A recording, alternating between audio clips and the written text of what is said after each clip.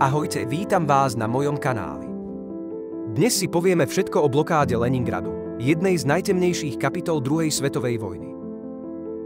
Blokáda Leningradu trvala 872 dní, od septembra 1941 do januára 1944. Mesto bolo úplne obklúčené nemeckými a fínskymi vojskami.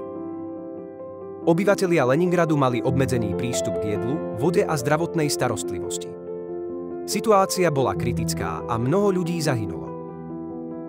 V zime 1941-1942 bol nedostatok potravín najhorší. Denný prídel chleba klesol na 125 gramov, čo bolo sotva dosť na prežitie. Napriek všetkým ťažkostiam a utrpeniu obyvatelia Leningradu nevzdali boj. Mesto sa stalo symbolom odolnosti a odvahy. Cez zamrznuté jazero Ladoga, známe ako Cesta života, boli do mesta dodávané zásoby. Táto trasa bola nebezpečná, ale nevyhnutná na prežitie.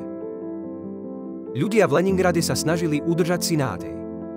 Konali sa koncerty, divadelné predstavenia a výstavy, ktoré im dodávali silu pokračovať. Blokáda skončila 27. januára 1944, keď sovietske sily prelomili nemecké línie.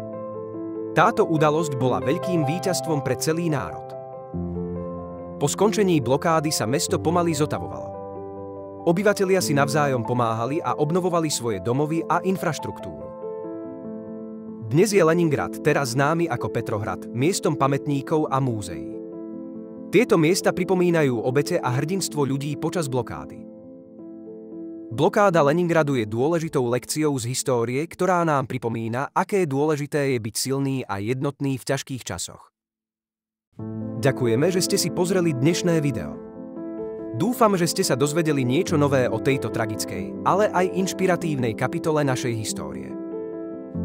Prosím, nezabudnite dať like, zdieľať a prihlásiť sa na odber nášho kanála, aby ste nezmeškali ďalšie zaujímavé videá. Ešte raz, vďaka za vašu podporu a tešíme sa na vás v ďalšom videu. Majte sa krásne.